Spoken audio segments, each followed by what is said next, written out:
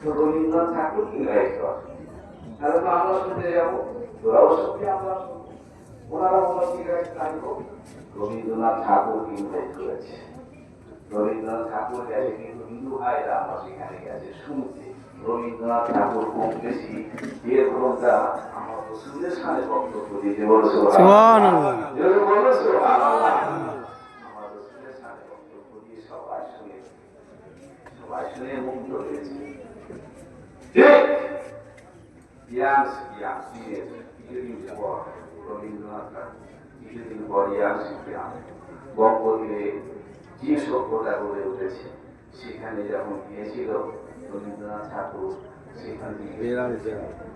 সেখানে জিজ্ঞাসা করেছিল, আপনি তো একটা সনাতন ধর্মের মানুষ, আপনার পরিচয় থাকবে আর অন্যান্য শিল্প থাকবে, আপনি কেন এরকম ভাবে গোল পাঞ্জাবি মাথায় মাথায় কালো টুপি আর এরকম করে বিহার করেছেন কেন আপনি? বুঝতে পেরেছেন?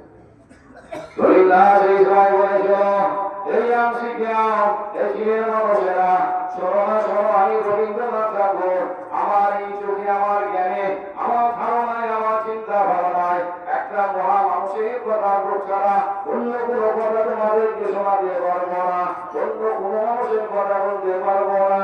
ওই জ্ঞানের ওই যে ভঙ্গের আপনার যে সভ্যতা মানুষ সে সভ্যতা করে উঠেছে, এখানকার মানুষেরা ছেলেরা শোনো না, এদিকে কিনারা আজ শোনো না, শোনো, এই যে শোনো, আমি একজনের কথা বলি, আমি যা জীবনী পড়েছি, আমি যা জীবনী পড়ে আমার জ্ঞান অর্জন করেছি, যা আপনার চরিত্র দেখে আমি মুগ্ধ হয়েছি, পুরে মুগ্ধ হয়েছি, যার কথা শুনে শুনে শুনে শুনে আমি মুগ্ধ হয়েছি, ওরা পৃথিবীর জমি অন্য কোনো কেউ নয়, ওরা হলো আখিরি নবী মুহাম্মদুর রাসূলুল্লাহ।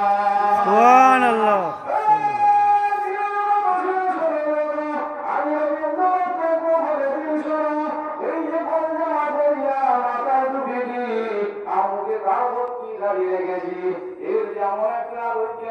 একটা উপকারিতা আছে, আদর্শ পালনের জন্য, আকলাক চরিত্র গঠনের জন্য এটাও একটা গাইডলাইন। শোনো শোনো, আমি রবীন্দ্রনাথ কালো টুপি মাথায় নিয়ে যখন ঘুরে বেড়াই, আমার এই টুপি আমাকে সুফি দরবেশের পরিচয় করিয়ে দেয়, এই টুপি আমাকে পরিচয় মানুষকে করে দেয়, এটা অন্য কোনো মানুষ নয়, এ হলো এক ধরনের সাধু মানুষ। বড় সুবহানাল্লাহ।